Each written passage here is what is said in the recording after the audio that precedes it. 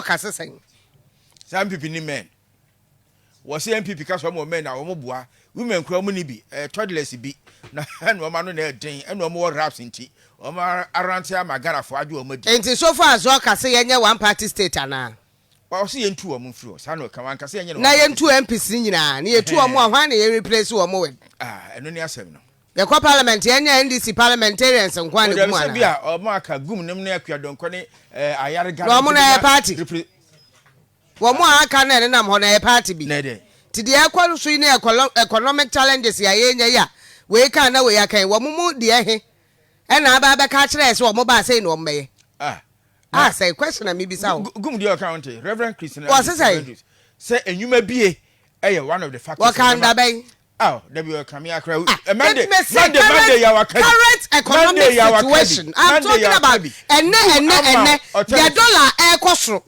your dollar na ekosoro no a ene yehu kura enfa toa enfa chemu no ani na me bi sa say na omo ba blonda say ya omo ba be ye question me bi sa no say ene other parties now what can because so far as Oko is speaking as Oko say me nipa no pa was say yentu MPC nyina me enka say ene na na do danko akufu ado sa braba ne yentu wo no say braba say ya na say da be say ana ye koto aba MPC ndi omo ye no because the current conversation is about the fact say majority for no about 80 and na actually say emwa we mu no Ghana for omo kasa amumi enhwe omo yi now mawie quick response in here afi mumie kwa ye main issue so na same omampanyi dada John Dramani Mahama His Excellency Aba Kasa afa Ghana economy no on the anything economy no metini din pe na emisre so I said the mati Elvis every year ankra meti sa kwa we din pe na makai mi krom se kube ba ko ye ton ne sen Samukai, on the team called Brazil, or free Ghana Kube, net day. Every say free anchor under John Dramani Mahama NDC. Or no quite me to who no call Brazil, no Apako to Kube Bako 5,000. Na Kubeno, Brazil for quarter free guardian of a democrat in Ghana Bobesa. Ye can, and more be baba with good pages so Ake can quasi asem. And more be baba with good pages so Ake can quasi asem. Na me de adam me se me de fire ne buy no unim za wo ba kam ko wo ba tro kwa say I'll give it to you equally because and then me de fire enenam e jatu ato now John Dramani Mahama e kasa no o se Akufo-Addo emfre no na ombeje esikasem ho ntotoye advice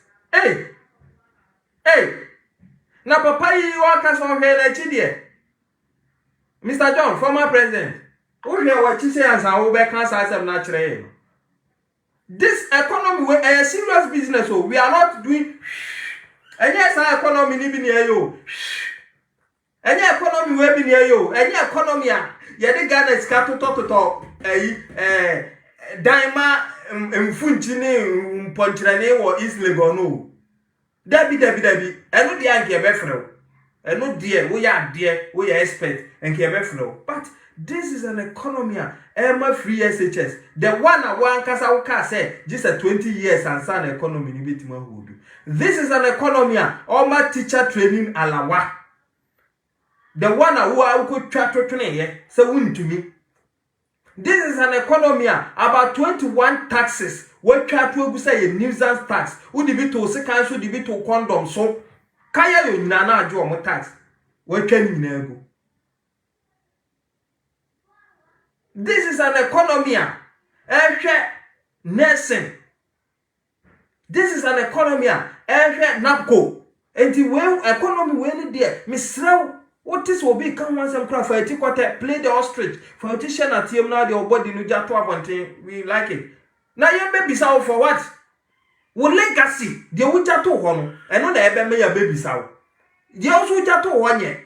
Electricity we paid more and had doom so. Under your watch, now your phone. Oh, where is this phone? Me refi.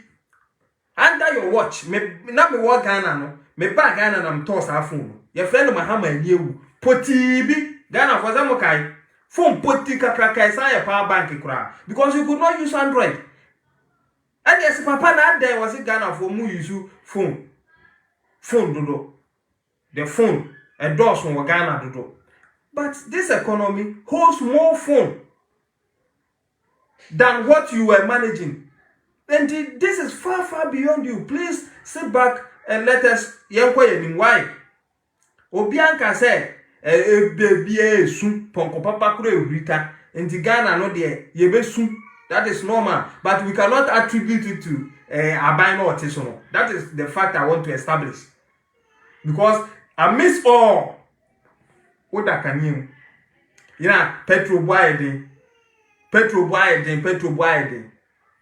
Share NDC time akufo discover crude oil no omo ka say Johnson omo solve free parliament Johnson no omo no betu petrol bi so omo say ye two petrol no aden na nyansam omo amie crude oil refinery ewo eho na ka ye two a yemfa enkwa manone anse akwa refinery. You know what we do? What the Ghana me two petrol board you know you a joke.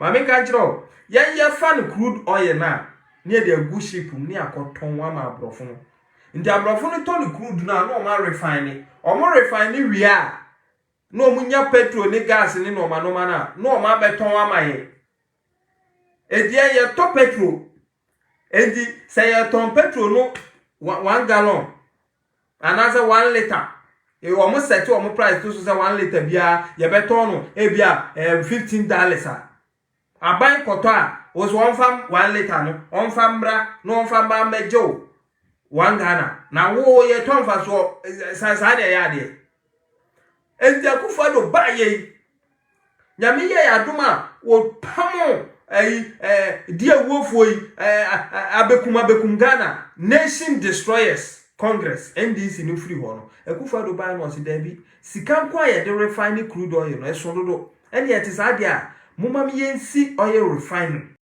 me ka kire mo remind you say the wudini the criminal of Otuampofo treacherous being dangerous soul of Otuampofo as wicked as he is said on the tape say omobema country no ono no NDC ebema country na you ungovernable. I told you Ghanaians say so cause obema country na you ungovernable a hardship no mo planning to on the Ghanaians. Now you thought I was joking. Someone who do for swamp of nene domaye or for swamp of nene NDC so who do omoye now person who NDC for character hwe omo anka so omo kwoto aba me po video bi acho awudi for de enye won so omo timi ji double salary NDC chairman constituency chairman oya budget oikon was what talk osara no po to kokon 500 NDC chairman koko 500 eno nko a otodi oso otokoko